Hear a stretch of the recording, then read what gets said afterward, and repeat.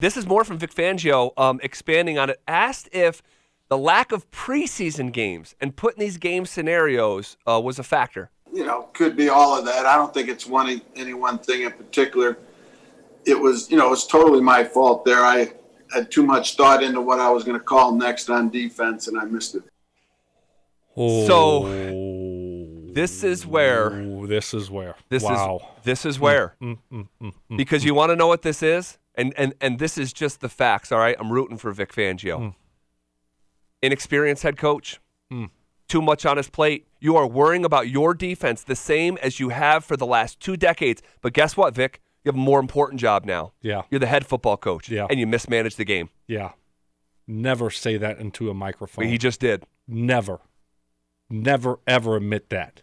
Don't ever admit that, Vic. Ever. Never, ever.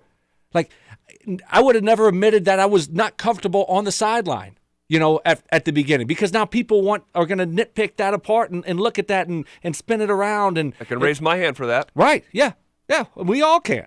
Like you're saying the best version of you is up there. Well, how can we get you up there? Because that's why you're here, because you were great up there. Exactly. And we talked about this scenario here. Like, should Vic let Eddie the Don, their secondary coach, their quote-unquote defensive coordinator, start calling the plays, start calling the defenses to take some of that off of Vic's plate? Because Vic just told us he's got too much on his plate, and that's why he mismanaged the game at the end. He's got a lot going on. Well, hey, who is their clock guy? Right. Who is clock guy?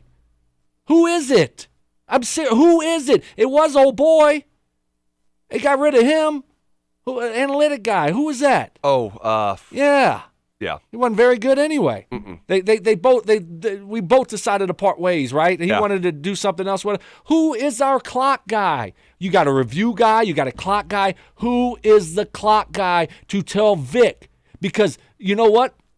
If Vic has too much on his plate, right, he's thinking about calling the defenses, which is fine. What do you think? I mean, as a coordinator, when I coordinated Pop Warner ball and stuff, like, you're thinking about the next play. Yeah. Right? And you're thinking about what to call next. I can only imagine at the NFL level. So he needs somebody in his ear saying, timeout, Vic. And boom, you call a timeout. Your analytics person, you need that person in your ear. Hey, review it, Vic. Who's their guy now? And obviously, hey, maybe the lack of preseason hurt them in that regard because of the communication between this new guy and Vic. But obviously, again, if the difference between winning and losing a football game in this league was dependent on our head coach getting preseason reps. No. I'm not talking. No. Right.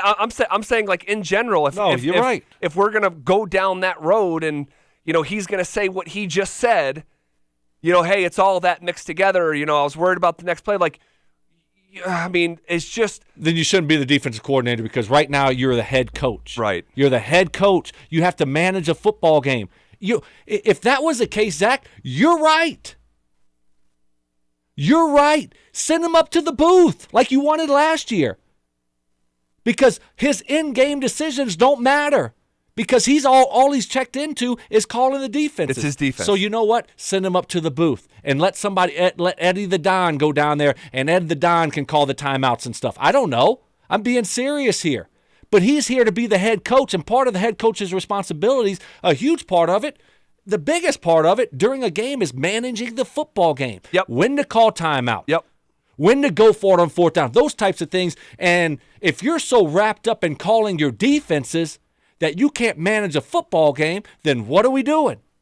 Then you need to relieve yourself of the responsibilities of calling a defense, because first and foremost, you're the head football coach. You're not the defensive coordinator. They brought you here to be the head football coach. And that job's more important. That job is more important. You got Ed Donatel. You got other guys.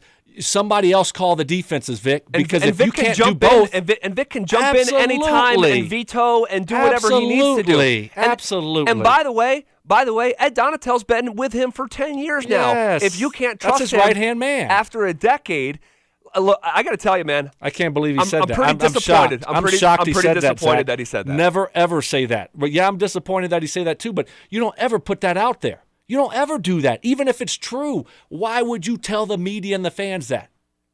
Because look what we're doing now.